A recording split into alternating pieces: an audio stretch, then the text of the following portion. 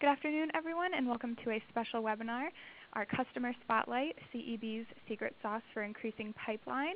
My name is Kara, and I'm a marketing specialist here at SnapApp. We also have Aya, a marketing manager here at Captora. Aya, why don't you say hi? Hello, everyone. Thanks for joining us. We also have Molly LaRose, Senior Customer Success Manager here at SnapApp as well. Hi, everyone. Thanks for joining. Super excited to be hosting this with Captora today. Hopefully you guys are pumped too. It's going to be a great session. And on that note, I would love to introduce our guest speaker today, Matt Stevens, Head of Global Marketing at CEB. Hi there, everybody. Thanks for joining the call, and thanks to SnapApp and Captora for hosting. I am in central London, and there seems to be some excitement outside, so you may hear some sirens in the background, and I apologize for that in advance, but we will push on through. Just to start out, let's take a quick look at what we'll cover together today. So for those of you unfamiliar with CEB, I'll just give a brief intro. I don't plan to sell you anything, but it will be helpful context, I think, for understanding our digital marketing journey. And I'll spend most time walking through the two major elements of our digital strategy over the past 18 months or so, which are search and interactive content. And then we've got some time reserved at the end for your questions. Okay, so with that, let's dive in. I have the great privilege of running digital marketing for CEB. Kara, I think you gave me a slight promotion there to make me head of global marketing, but it's actually head of global digital marketing. So that's one step yet to come in my career. But CEB is a best practice insight and technology company, and we work with senior executives at many of the world's biggest companies. So our customers are very well represented in Fortune 500, FTSE 100, Asian Titans 50 as well. And for the most part, we operate a subscription model. And so for those executives who subscribe, we provide data analysis, best practice insights, and various tools that help them drive functional and enterprise performance. Now, from a marketing perspective, our audience is made up mostly of those CXOs and then also their team. So the job of the marketing department as a whole is to cut through the noise and the competition and get the attention of this audience, present them with sufficiently compelling messaging that they complete a form and become a lead, and then to continue to engage them as they move through the buying process. Now, I should point out that marketing is actually a relatively young discipline at CEB. We grew very fast for many years without a formal marketing department. And traditionally, our go-to-market model was one that I'm sure will be familiar to many of you. I know it's familiar to at least Captora.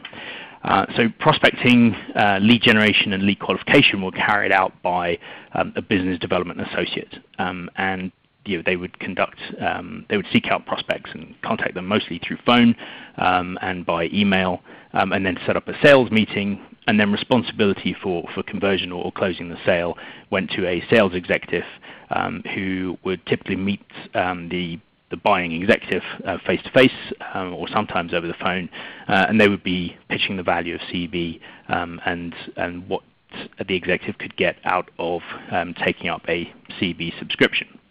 Now, over time, the challenge with a model like that is that it doesn't necessarily scale that well as an organization grows.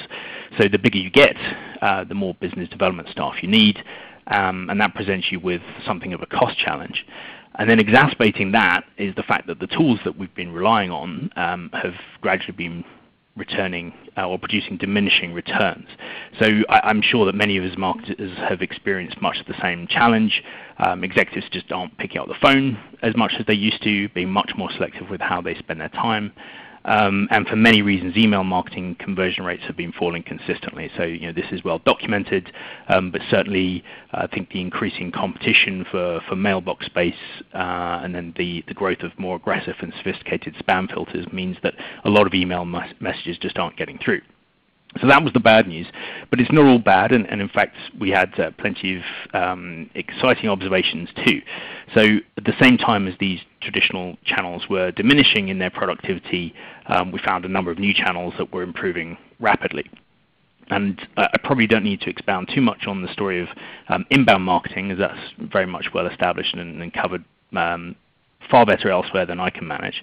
But I will say that for CEB, our experience was very similar to that of many other companies, in that we began to see inbound channels, so digital channels, returning increasingly impressive conversion rates over time. And before too long, we would notice that they were delivering actually the strongest conversions of any channel, inbound or outbound. So in particular, we were seeing great visit to lead conversions from social and really strong conversion rates throughout the funnel from search. It's pretty logical.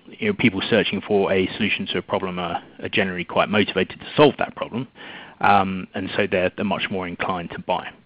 But the great news here is that being digital channels, we finally had data to prove the advantage that these channels had, and we were able to sell to our leadership that it was time to invest further and capture more of this advantage. The challenge really for us then was, where should we actually focus our efforts? So as you all know, there is a virtually limitless number of digital channels and tactics that you can pursue. Now personally, I'm a sucker for practically every sales pitch I get from the latest MarTech startup, and that means that it feels like there are endless possibilities, but we have a pretty small team and relatively modest budget. So that means we need to be very careful in how we deploy those resources in pursuit of any growth opportunity. We did commit to making our decisions based on data, and the data we relied upon was conversion rates through the marketing funnel. So really we were looking at what were the drivers of lead volume, and then what drove the highest conversion rates at each stage. So we had a pretty simple framework to assess our options. And much as I say we relied on data, I'd say there was a healthy mix of art as well as science in this. First, we measured the ROI of each of the options we assessed. Certainly above a certain threshold of qualified leads, we looked at which channels and tactics could deliver the most marketing attributed revenue at a relatively low cost. Secondly, we looked at potential. So where could we go from 0 to 60 the fastest? So where could we deliver most growth in marketing attributed revenue? And then finally, we really needed a reality check here, and that was a measure on how effectively we believed our team could actually execute at scale. So for example, if we wanted to pursue a full-blown content marketing strategy, that would be certainly very exciting, very impressive, and a pretty safe bet. However, again, with a pretty small team, we just didn't think that we would have the capacity to produce and promote a steady stream of effective content. So there are a number of channels like that we just had to be realistic that we wouldn't be able to manage by ourselves. So at the end of the process, there were two pretty clear tactics that stood out as winners, search and interactive content. So both of them met the key criteria of having high performance and strong potential to expand. And I have to say that while both felt scalable, especially initially, we did know that it would be a challenge to deploy both of them across the whole business with the resources that were available to us. So from here, I'll give you a little bit more detail on how we ramped up our use of both these tools and how we managed to overcome that scalability challenge. We'll start out with search. Now, I must admit that when our executives gave me the marching orders to invest in search, I was definitely very excited. I felt it was a big opportunity for us and something that we'd underplayed in the past. CEB is a content company by and large, and so it felt like this should be a relatively easy win. But easy it certainly wasn't. It became very rapidly apparent that it was a complex exercise. We provide support to executives in every single corporate function and at multiple levels. So you can imagine that means we cover a very wide range of topics. And so not only did we lack the resources as a team to cover all the topics in any kind of depth, we quickly realized that search engines reward depth and authority on a topic versus breadth of coverage. So we knew that we had to focus on a select few topics, at least at first, to establish our authority with search. So how do we go around picking the topics to focus on? You can see on the screen now the framework that we used. And I'll just run you through the three circles there. So first of all, we went to our product team and we asked them, what's the very best content that we have? So what are the strongest insights that we have out in the marketplace? Which ones have the most impact for our customers and which are most differentiated from the competition? So they applied some scoring to a whole range of potential topics. The next ranking that we looked at was the business opportunity. We defined this in a number of ways, but there's a couple of factors that I think stand out. So one was our brand equity in the functional space. So in HR, for example, how well known is CEB? So what advantage do we have if we pursue an HR topic versus a finance topic? And then another element of it was just how big is that business to CEB. So we might find that we have excellent content in, let's say, the government IT space, but it might not be the biggest part of our business, and therefore probably an unwise place to invest. And then the third factor is the search opportunity, and then this is relatively straightforward. We simply looked at search volume and then search competition. So seeking out the unicorn of the relevant topic that is searched for in great volume, but there's very little competition out there. So it's seeking an unfair fight in that regard. So the confluence of those three scores produced a list of 20 topics. So we felt in pretty good shape there. Then we had to determine how exactly we were going to pursue those 20 topics. What is on the screen now, SEO and SEM, I know you're very familiar with that, and I'm not spending time here defining them in any way. But we did use this framework to internally to educate our stakeholders on what our intended approach was, and to get their buy-in to supporting the effort through content creation for the most part, but in some cases as well providing funding to make sure that we were able to do this properly.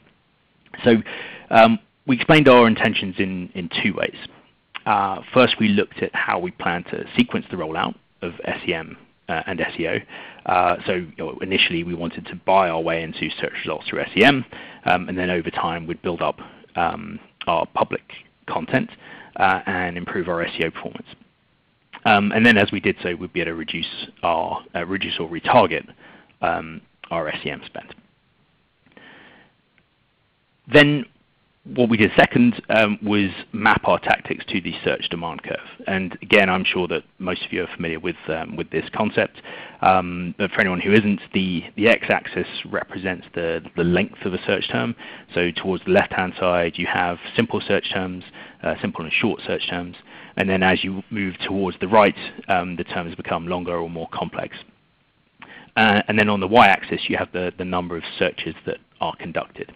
So what the chart shows us is two things really. The first is that a very small number of short search terms are searched for very frequently, and we call that the head of the curve. And then secondly, we can see that the long tail section contains a very high number of search terms.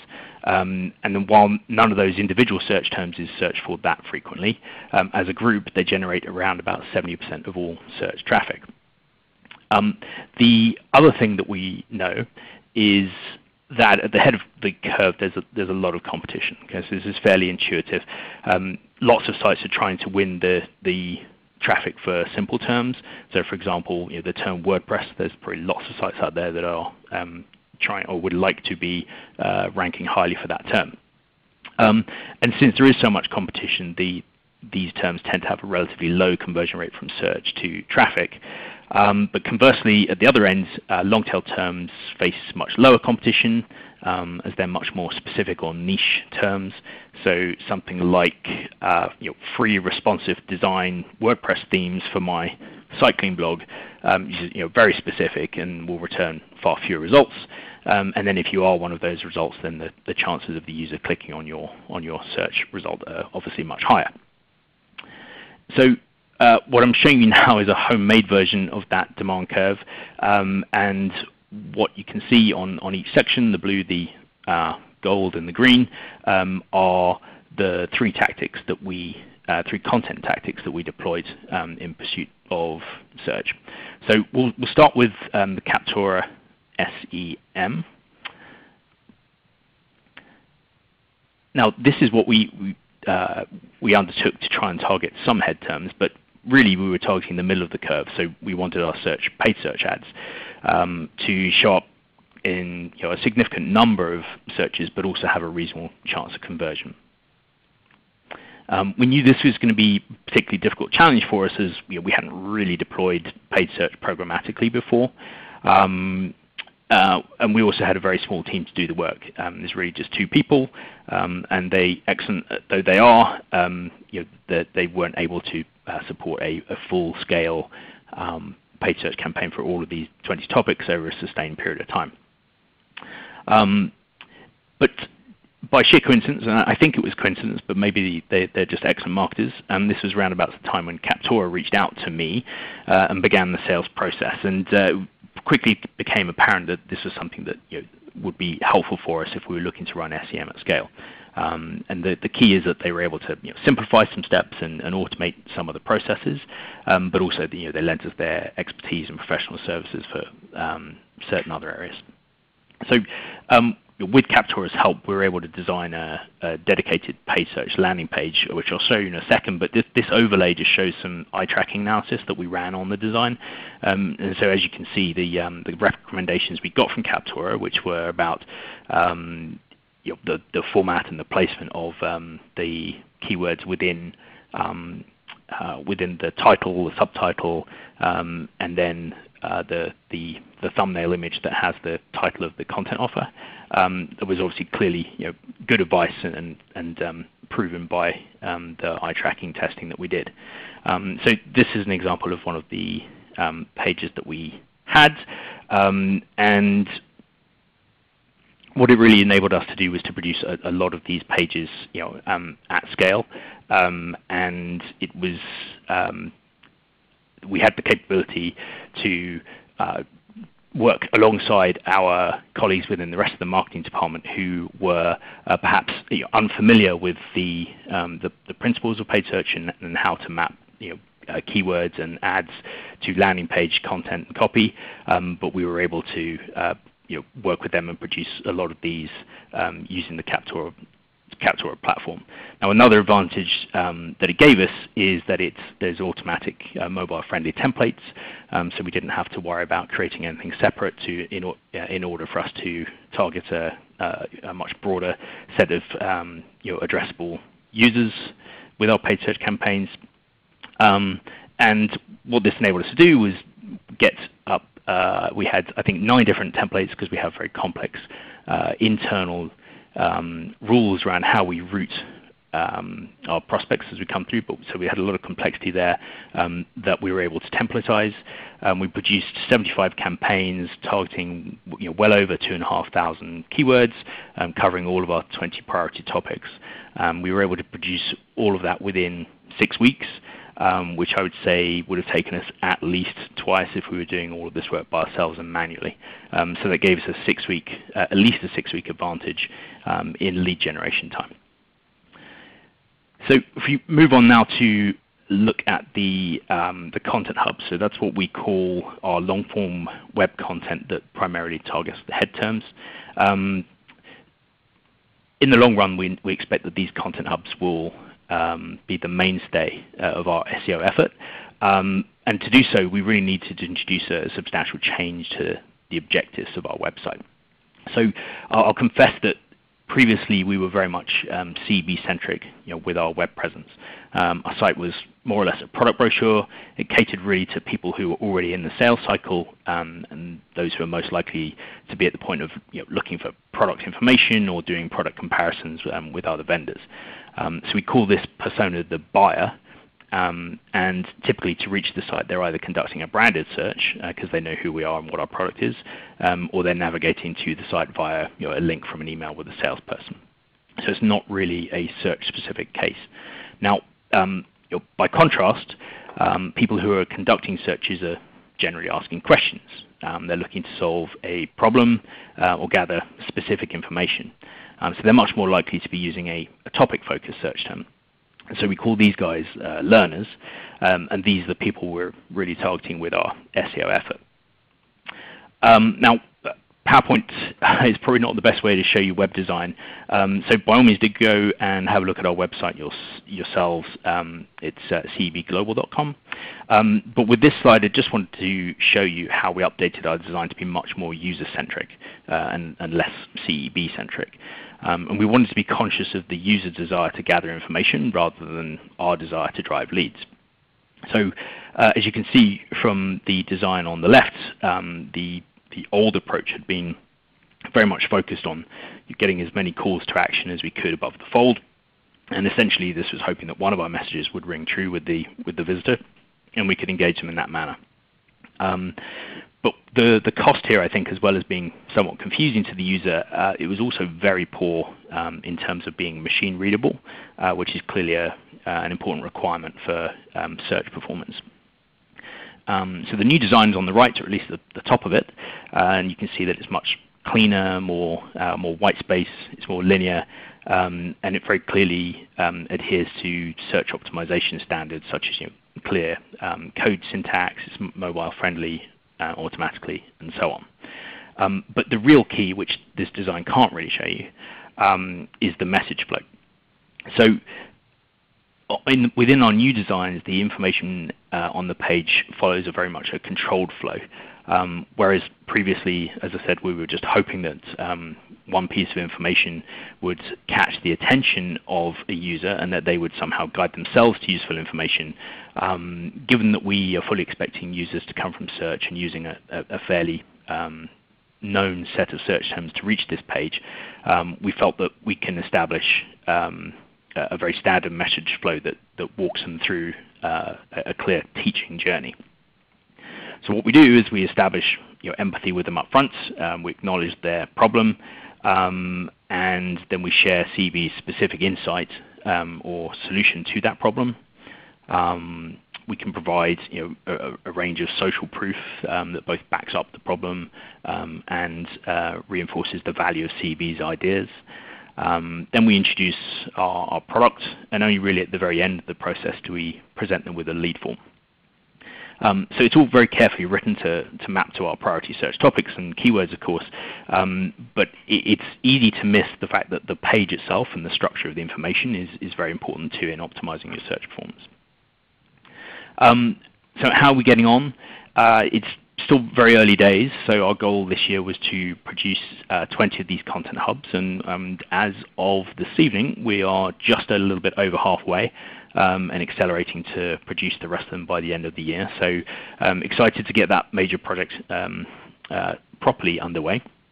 But the good news is that from these efforts, we're already ranking on the first page of North American Google search results for over a third of our target 20 terms, which was our goal for the year. And we're definitely going to meet and I think comfortably exceed our target of delivering 1,000 incremental sales qualified leads over our via organic search, that is, over what we accomplished in 2015. So good news there. Okay, so the last search tactic that we deployed was using Captora again, and this is for Captora SEO landing pages. Now, unlike the content hubs we just looked at, these are explicitly designed to target long-tail terms. So our hypothesis here is that people who are searching with longer, more specific search terms are generally much more motivated learners than those searching with more general terms. And that just correlates simply with the fact that they know exactly what they're looking for. Conversion is highest with this type of searcher in our experience. So what we intended to do with this page is design it to be very much more transactional than the content hubs. So in the end, they look quite similar to our paid search landing pages, but that's with the big, clear, bold title, clear subtitle, and a thumbnail image containing the title of the content offer. And these are not only elements that catch the eye, but they're also very much optimized for Google's crawlers. There's only around about 150 words in the body copy. So while that confers some value, most of the SEO power comes from the other page elements. And some of those, or many of those, are actually automatically presented as you build the page through Captora. So for example, the URL of the page will map to the title, so you have got a nice mapping there, which is an additional bonus for search performance. Now, the real magic here is the fact that it enables us to outsource page production. So much as we did with with our SEM pages, we were able to outsource the publication of these SEO pages to our colleagues in marketing outside of the digital team. And these guys typically, not all of them anyway, have the necessary technical or SEO knowledge to build a search-friendly page otherwise. It also makes it just really fast to produce the pages, so there's no reliance on our web team or web ops team or IT. In this instance, as with the paid search, we can just produce them by ourselves. And for a lean team, being able to extend our resourcing in that way is invaluable. As for how we did it, we really tried to, as we've got a goal of deploying 200 pages here, and I think that if we were doing that entirely manually using our normal processes, 200 pages would have taken, at least several months, if not several quarters, I think, to rally the resources. But for anyone who's already working with Captora, you'll probably have heard the term launchathon. It's a really great exercise, actually, a fantastic way to kickstart an organic search presence. So with Captora's guidance, we set up a session where we gathered a bunch of our marketers into a room, promised them food and drink in a couple of hours in exchange for some of their efforts, and sat down and with some guidance from Captora, we churned out over 140 pages in a few hours. And I believe at the time that was a record for a Captora launchathon. Hopefully someone's broken that by now and given us a new bar to pursue. But that was a large number of pages. We're very impressed with ourselves. We've only added 40 pages since, so just goes to show how the power of concentrating everybody in one room. But we will get to our target of 200 pages, and we are seeing that even within 2 months, these pages are beginning to gain traction in search results. Traffic's been picking up quite considerably, and at the last count, which was a couple of weeks ago, I'll admit, we had over 80 rather promising leads through this channel. Now, from the data that I've seen, these pages really start to kick in once you have let them run for 3 to 6 months. So going back from launch in October, then we're really expecting to see lead and revenue impacts kicking in mid Q1. So something to look forward to start the year in a strong way. Now, I think as well as these lead and traffic results, which are exciting for us, I think probably much more importantly is for the long-term success of this as a channel. Our marketing colleagues are fully bought in, so they see this as a really easy way for them to deliver an effective web presence. And so now it's become a very standard part of the marketing mix for all campaigns moving forward. So again, just this kind of willing user adoption of a technology platform is vital for a team like ours. We don't have to spend time trying to retrain and train again people on how to use and sell them on the advantages. It's self-evident, and they're now enthusiastic about using this themselves. Okay, so with one eye on the clock, I shall move on from search and take a look at interactive content. Now, a little earlier I said that when we were looking at where to place our digital bets, we recognized that interactive content was relevant across the full buyer journey. So what I'm showing you now is a framework that we use to map our content to users' needs at any given time. So the rows of the table represent the prospect goals as listed on the left-hand side. So their goals as they move through the purchase process. And then the columns represent the selling stages. Then each of the hexagons represent a content type that we would present to the user and that the user would find useful at that precise stage of their consideration and of the selling process.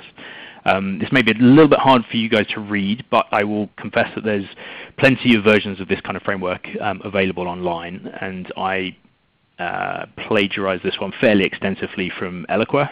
So if you do search for Eloqua content grid as a phrase, it will show up. And it's rather prettier than my one as well, I have to say. Anyway, so what we discovered as we were doing analysis of where we were getting traction is that there were clear spikes of engagement wherever we deployed an interactive asset. So of all these assets, many of them are quite passive or even physical, but interactive digital content really saw engagement spikes. So there's 4 types that I'll run through quickly with you. The first is quizzes. It seems that everybody loves a quiz, and I think even going back to when email was a new thing, probably the most circulated emails were ones where you could ask your friends questions and learn things about them that you didn't know. So probably not a surprise that those have really taken off, and wherever we've used them on our website, we found that engagement rates had spiked. And in particular, if we combined that with a lead capture form, we were driving more leads than the same campaigns that didn't have a quiz associated. So the second is diagnostics. One of CEB's major products, should I say, is helping executives identify what their real challenges are, and often these differ from their perceived ones. And so we do that using diagnostic tools, and whenever we've shared those publicly or given trial access to them, they've proven very popular. Third is live events. So deploying interactive content at live events was something of a revelation for us. We run a lot of events as a company, so hundreds if not thousands a year for our prospects and customers. And at every single one we try and capture their feedback. So this is for 2 reasons. One is obviously to learn and improve our performance, but also it gives us an opportunity to find out what the challenges are that our prospects and members are facing. And then that gives us information that we can use to see how else we can support them and see if there are any additional cross-sell opportunities. Fourth, ROI calculators. So I'm sure you've all seen these yourselves. You may use them, but certainly in many places on the web there are ROI calculators that tend to be used fairly late in the buying cycle when buyers are pretty much at the decision point. And in the past, we've created very simple ROI calculators on a one-off basis, and found that they were really quite popular. So not just actually with buyers, but with our own sales team who would use them in sales discussions. So clearly this consistently higher engagement from interactive content was an opportunity we wanted to try and capture. But as research, we had a small team, and modest budget, and so being able to create and support quizzes and diagnostics, etc., for the full range of products and services that CEB offers was going to be next to impossible. So again, we've been talking to SnapApp for a little while, and we had started with a couple of small proof of concept apps, but very swiftly I think we realized that this was a very scalable way and possibly the only way to build and manage all kinds of apps for multiple products and user needs. And really as a bonus, what we found is that we could actually build much better, more sophisticated apps than we could, and certainly much more quickly and cheaply than if we were trying to build them ourselves from scratch. So I'll just take a quick look at each of these 4 in a little more detail, and then we can get to your questions. So first of all is the quiz use case. I'm not actually going to show you the app here. Rather, I'll share the impact that it had upstream of the app itself. The background here is that we use LinkedIn extensively as a marketing channel with organic and sponsored updates. And since our opportunity universe is mostly professionals, then obviously LinkedIn is a naturally good place for us to meet our customers. So what we discovered through an A/B test is that when we alluded to a quiz in our call to action, we got significantly more click-through from LinkedIn and thus more leads. So sample A, you can see here, was our control. And it's a pretty straightforward summary and then has a call to action that offers a download to the user. But sample B uses exactly the same summary. It just adds a little bit of language on taking a quiz, and that's just added into the call to action section. And to our delight, I suppose, we saw that the sample B offered a 54% higher level of engagement on the LinkedIn update itself.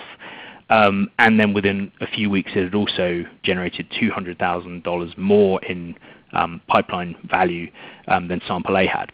So clearly that caught our attention and was an advantage that we want to exploit as often as possible, and we've been repeating regularly since then.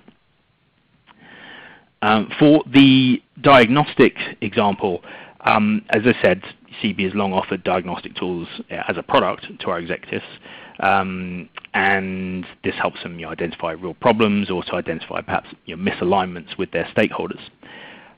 So since these are very effective and a core part of our value prop, we have diagnostic tools for every function we support. And in late 2015, coming into 2016, there was a repackaging of a lot of these diagnostics as ignition resources, and there was a commitment to give prospects a taste of these diagnostics as part of the sales process. So our sales team and product marketing team came to us to say, how can we produce these at scale? So we had the answer by this stage, which was to create a lightweight diagnostic using SnapApp, and we were able to produce well over 20 of these, I think 27, in a matter of just a few weeks, and at no additional cost. Whereas had we been trying to do that under our prior model, it would have taken certainly months and probably tens of thousands of dollars. So these diagnostics are relatively simple. It's just a set of roughly 10 questions, and then they culminate in a form that the user has to complete in order to receive a report that provides some analysis to the response that they've given. So the beauty of this approach is twofold. Clearly it provides real value to the user, so that means that they engage with us more deeply. We see these being shared with peers quite extensively, which is free marketing for us, which is great. But I think the real magic is that it gives us much richer detail about the prospect's exact needs, and that means that our sales team is then far better informed when they're going into their follow-up conversations. Okay, I did mention earlier that we run hundreds of events every year, and historically our mechanism for collecting data, performance data, has been actually paper and pen. So we create feedback forms and then distribute them at the events, collect them, and then someone has to go through and collate and tabulate all the data. So that's clearly highly laborious, and in some cases it just means that critical opportunities, such as a customer indicating interest in additional services from CEB, that information just might not get to the right person, and it certainly wouldn't get to them in a quick way. And we all know that the faster you respond to any indication of interest, the higher the percentage chance of closing an opportunity. So what SnapApp enabled us to do was to automate this process to a large extent. So creating these feedback forms with the SnapApp certainly took longer in the setup stage, but there are really big advantages elsewhere. So for me, I think one of the key things is that the apps are natively mobile friendly, and so our event attendees can respond directly at the event on the phones, or perhaps when they're making their way back from the event. So it's a very efficient and user-centric way of asking for the feedback. So our completion rates certainly were positively impacted by that. And then secondly, the apps integrate directly with our marketing automation platform, so we're Eloqua users. And then that means that any information about interest in additional CEB products gets routed right away to the appropriate account manager to follow up on the cross-sell opportunity. And then finally, I think importantly, certainly to the morale of certain individuals, it does mean that there is nobody who's wading through a pile of paper, collecting data, and trying to understand badly handwritten notes. So certainly was a win all round. And then finally, let's look at the ROI calculator. So we know that buyers who are seriously considering our products have been using ROI calculators for some time to inform their decision. And it just has been difficult for us to produce them for all our products. But that has now changed, and we're able to produce these more easily. And as an example, earlier this year we made an ROI calculator a key component really of a multi-channel campaign in support of probably our biggest product launch for several years, I would say. So the product is called Precise Fits, and it's a comprehensive candidate selection tool. And so we sell that to companies that recruit in high volume every year. So think retailers and so on. What we do with the ROI calculator is try and make sure that we include key data points that reinforce the problem that Precise Fit solves, as well as helping the buyer see the true cost of these problems. So they get some input and then some real dollar figure or headcount figure outputs. And then since we know that a demo is typically a deal clincher if someone requests a demo, very high conversion rates from that stage, there are calls to action throughout the ROI calculator directing someone to a schedule a demo form. So I don't have precise numbers that I'm able to share at this point since this is a relatively new launch, but we do know, I can certainly share that the calculator itself has been used hundreds of times since the launch. I was trying to get a number of for the count of demos that have been scheduled via the app, but unfortunately I wasn't able to do that prior to this call. But I certainly know that our product marketing team are very happy with the outcome so far, and typically they're a pretty tough bunch to please. So I'm encouraged and looking forward to receiving those numbers. I think just one last point before we move to Q&A. I think the real value for me is that, as I said, we have a lean team and we're under a lot of pressure. There's not a lot of forgiveness for being lean. We're still expected to deliver impact. So it's just being on the lookout for any tactic that shows greater engagement or higher conversion. I mean, that truly is goldmine stuff for us. And then to come across a mechanism that allows us to pursue those tactics at scale is essentially like being given a train that carries the gold from the gold mine straight to your bank account. So these tools and these approaches have been really effective for us. And I'm certainly happy to answer any questions that you now have about how we accomplished it, or what experiences we had with implementation and so on.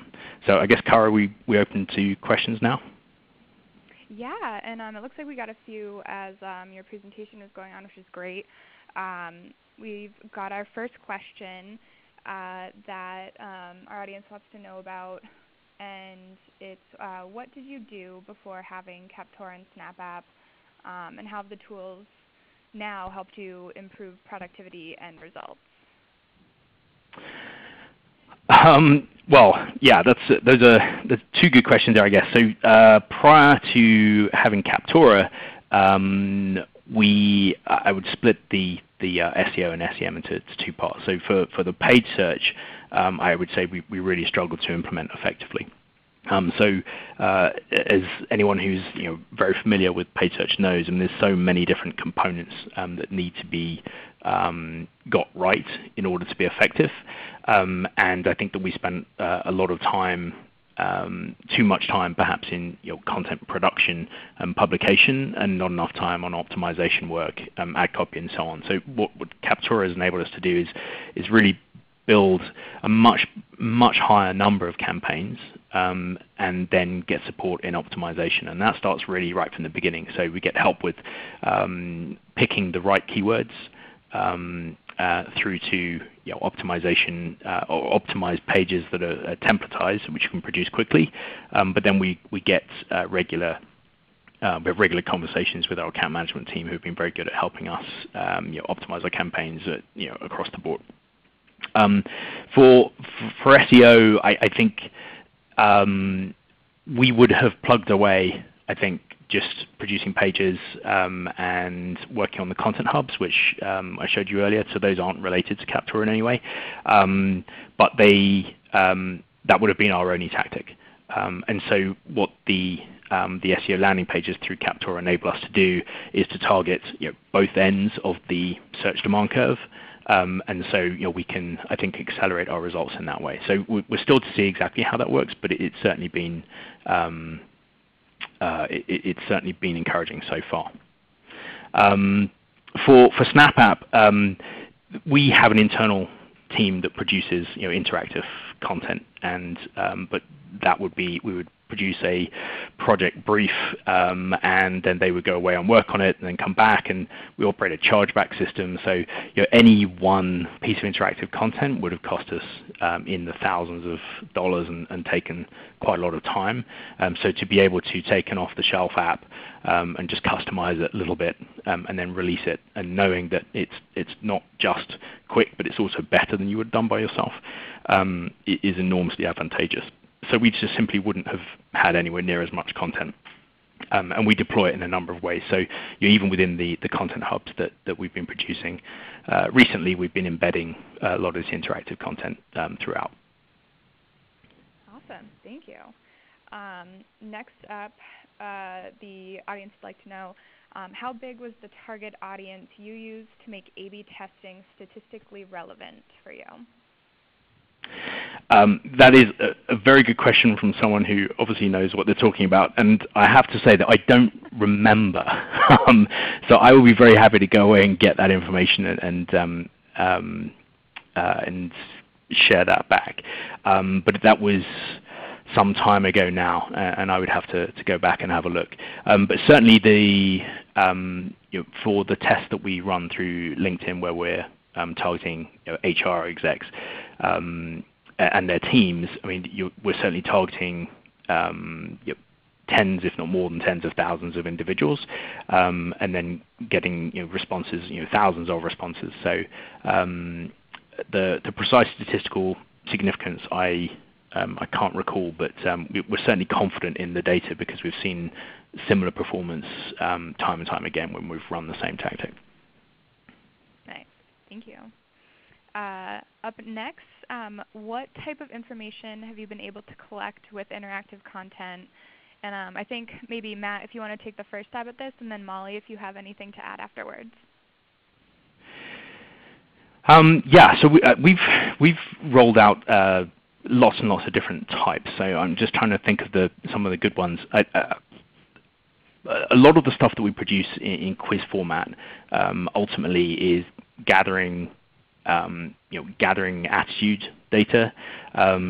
We've done things like personality types, I guess would be the generic category. But quizzes like what's your managerial style? I think we've gathered skills data. So we've very recently produced an app that enables HR leaders to evaluate the skills of their HR business partner teams. And so again, I mean it's helpful data for them, but it's also very helpful for us to discern perhaps what some of the trends are in the market, because we can turn that data back to our product teams to produce some interesting insight. But then we can use that to inform both the content we put on our website, but and also sales conversations with specific respondents.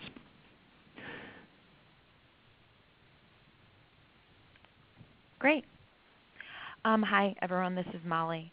Matt really hit the nail on the head. Most of our customers really come to us using the words like engagement, a lot of top-of-funnel awareness around whatever priorities they may have for the year, for their business, and kind of establishing that personal connection. So layering in questions in interactive content gets the goal accomplished of exactly what Matt said. So able to see not only are people digesting the content, but how and why they are digesting that content, how they feel about it, and these responses really help our customers build out their buyer persona profiles. Additionally, I think one thing that most of our customers are really able to see with interactive content is deeper levels of lead qualification. So as Matt mentioned, assessments, quizzes, they drop individuals into a bucket based on kind of behavior and their score based on those responses. So this not only allows you to deliver them a response specific to them and customized, but content based on those responses. So more of an insight into whether or not that lead is actually qualified.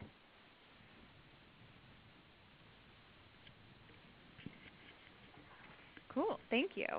That was a great question.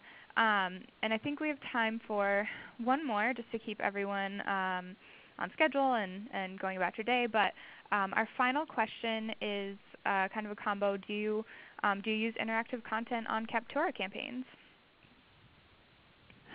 We actually have not done to date, and we fully intend to. I think what we focused on in the early days, anyway, of using Captura is just to test the content template variations that we have, and to find which one of those is working best for us, and then we can start to deploy interactive content within a Captura template. So I definitely think there's an opportunity there. Certainly on the SEM front, I think if we are paying to drive people to the forums, anything that we can do to actually get a conversion once someone has arrived will be important. So I think it's great for us to test interactive content. And then on the SEO landing pages, I think that's probably an easier place for us to test it. And it's something that we're looking forward to doing, but we've not yet deployed. Cool. Well, that is all the time we have for today. Big thanks to Matt, Aya, and Molly for joining us. This was a really great session, and I hope everyone found the information informative and useful in your own searches. But like I said, the recording is going to get emailed to everybody. And if you have any follow-up questions, feel free to head to the SnapApp website, Captura website. The CEB webpage is in the chat window, like Matt said, if you want to take a look. But again, thank you all for joining us, and have a great rest of your day.